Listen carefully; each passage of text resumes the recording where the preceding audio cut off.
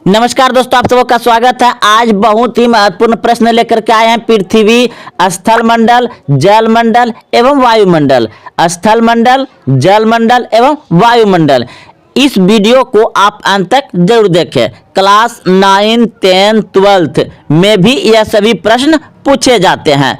तो आप अगर अन्य प्रतियोगिता परीक्षा में देने जा रहे हैं, जैसे Bihar paramedical, Bihar polytechnic, Bihar ITI, Bihar police, यानी बिहार SSC, जो भी एग्जाम देने जाएंगे वहां आपको इस तरह का प्रश्न जरूर मिलेगा।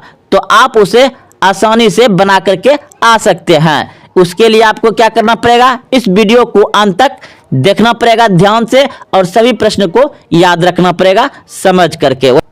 तो पहला नंबर प्रश्न देख रहे हैं, बैरोमीटर पाठ्यांक जब एकाएक नीचे गिरता है तो संभावना होती है। बैरोमीटर पाठ्यांक जब एकाएक नीचे गिरता है तो संभावना होती है। ऑप्शन ए, दिन साफ रहने की। ऑप्शन बी, वर्षा होने की। ऑप्शन सी, आंधी तूफान की। ऑप्शन डी, तापमान बढ़ने की। तो बताइए क्या होगा। देखिए दोस्तों, जब अगर बैरोमीटर का पाठ्यांक यानी बैरोमीटर का जो सुई होता है वह अचानक नीचे गिरता है तो आंधी तूफान आने की संभावना होती है। ऑप्शन नंबर सी हो जाएगा, आंधी तूफान की। अगला प्रश्न देखिए, अगला प्रश्न है, बैरोमीटर पाठ्यांक जब धीरे धीरे ऊपर चढ़ता है तो संभावनाएं होती है। बैरोमीटर का जब सुई धीरे धीरे ऊपर चढ़ती है तो संभावनाएं होती है दिन साफ होने की। दिन साफ होने की। ऑप्शन नंबर सी सही हो जाएगा, दिन साफ होने की। अगला प्रश्न देखिए, अगला प्रश्न है, बैरोमीटर पाठ्यांक जब धीरे धीरे नीचे गिरता है। बैरोमीटर का जब धीरे धीरे पाठ्यांक नीचे गिरता है तो संभावनाएं क्या होती है। बैरोमीटर पाठ्यांक यानी बैरोमीटर का सुई जब धीरे धीरे नीचे गिरता है तो वर्षा होने की संभावनाएं होती है। वर्षा होने की संभावनाएं होती है। ऑप्शन नंबर सी सही है, वर्षा होने की। अगला प्रश्न देखिए, अगला प्रश्न है, वायु में जल की उपस्थिति कहलाती है। वायु में जल की उपस्थिति कहलाती है आर्द्रता। वायु में जल की स्थिति क्या कहलाती है, आर्द्रता। अगला प्रश्न देखिए, वायुमंडल की आर्द्रता मापक यंत्र है। वायुमंडल की आर्द्रता मापक यंत्र है hydrometer. Hydrometer. Option number C सही है, हाइड्रोमीटर। ऑप्शन नंबर सी सही है। अगला प्रश्न देखिए, वायु है, वायु है क्या। तो वायु है गैसों का मिश्रण। वायु क्या है, गैसों का मिश्रण। ऑप्शन नंबर सी सही है, गैसों का मिश्रण। अगला प्रश्न देखिए, वायुमंडल में नाइट्रोजन का प्रतिशत है। वायुमंडल में नाइट्रोजन का प्रतिशत है 78%। ऑप्शन नंबर सी सही है, 78%। अगला प्रश्न देखिए, वायुमंडल में ऑक्सीजन का प्रतिशत है। वायुमंडल में ऑक्सीजन का प्रतिशत है 21%। ऑप्शन नंबर सी सही है, 21%। अगला प्रश्न देखिए, वायुमंडल में कार्बन डाइऑक्साइड का प्रतिशत है। वायुमंडल में कार्बन डाइऑक्साइड का प्रतिशत है 0.03%। ऑप्शन नंबर सी सही है। अगला प्रश्न देखिए, वायुमंडल में विद्यमान अक्रिय गैस है। वायुमंडल में विद्यमान अक्रिय गैस है argon. Argon. Option number C सही हो जाएगा। अगला प्रश्न देखिए, वातावरण तथा जीवन मंडल के बीच का संबंध कहलाता है। वातावरण तथा जीवन मंडल के बीच का संबंध कहलाता है पारिस्थितिकी। ऑप्शन नंबर सी सही है, पारिस्थितिकी। अगला प्रश्न देखिए, वायुमंडल को बांटा गया है।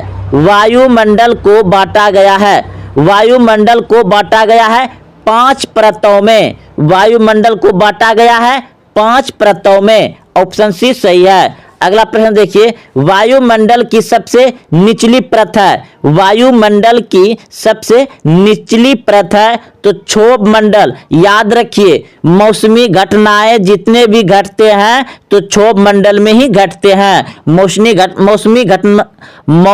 घटनाएं क्या है, तो देखिए आंधी तूफान आना, बिजली चमकना, वर्षा होना, ये सभी मौसमी घटनाएं हैं और ये सभी क्षोभ मंडल में ही घटते हैं, उसके ऊपर नहीं घटता है। अगला प्रश्न देखिए, अगला प्रश्न आपका, सभी मौसमी घटनाएं घटती हैं, तो सभी मौसमी घटनाएं घटती हैं क्षोभ मंडल में। अभी तुरंत बताएं, ऑप्शन नंबर सी सही है। और मौसमी घटनाएं क्या होता है? बिजली चमकना, आंधी तूफान आना, वर्षा होना, बादल गरजना, ये सभी मौसमी घटनाएं हैं। तो किस में होता है? तो क्षोभ मंडल में होता है।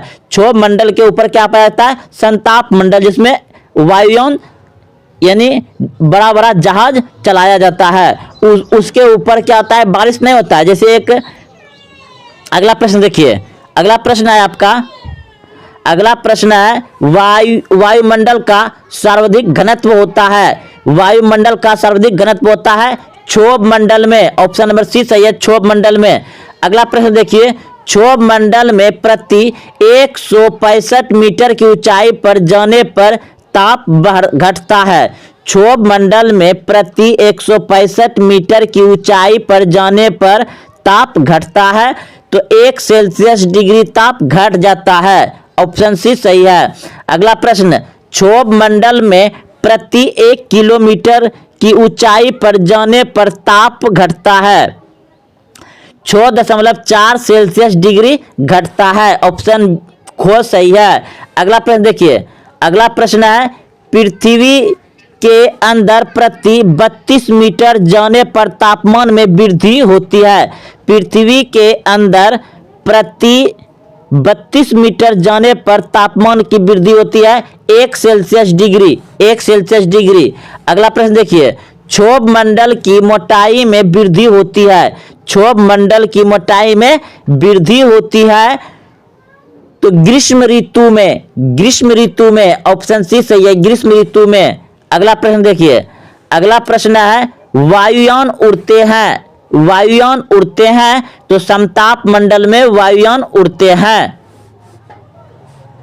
सूर्य से आने वाले परावैंगनिक किरणों को अवशोषित करता है। ऑप्शन को यानी ए क्षोभ मंडल, ऑप्शन को यानी बी संताप मंडल में ओजोन परत या ओजोन गैस, ऑप्शन सी मध्य मंडल, ऑप्शन डी आयन मंडल। सूर्य से आने वाले परावैंगनिक किरणों को अवशोषित करता है संताप मंडल में पाए जाने वाला परत ओजोन परत, जिसे ओजोन गैस भी कहते हैं। तो ऑप्शन नंबर हो जाएगा आपका खो, बिल्कुल सही है। ओजोन परत जो है पृथ्वी का क्या है? एक सुरक्षा कवच है, जो कि सूर्य से परावैंगनिक किरण, विकिरण जैसे खतरनाक किरण जो पृथ्वी तक आने से रोकता है। कौन? ओजोन परत। और ओजोन परत को हानि कौन पहुंचा रहा है? CFC, chlorofluorocarbon. तो चलते हैं अगले प्रश्न की ओर। अगला प्रश्न आपका, ओजोन परत की मोटाई मापने के लिए प्रयोग किया जाता है। तो ओजोन परत की मोटाई किससे मापा जाता है? डॉप्सन इकाई से। ऑप्शन नंबर सी सही हो जाएगा, डॉप्सन इकाई से। ऑप्शन नंबर सी सही हो जाएगा। अगला प्रश्न देखिए, ओजोन परत को नष्ट या क्षरण करने वाली गैस। देखिए आ ही गया प्रश्न, ओजोन परत को नष्ट या क्षरण करने वाली गैस यानी ओजोन परत को हानि कौन पहुंचा रहा है? तो क्लोरोफ्लोरोकार्बन। ऑप्शन नंबर सी सही है, क्लोरोफ्लोरोकार्बन, CFC जिसे कहते हैं। ऑप्शन सी सही हो जाएगा। अगला प्रश्न देखिए,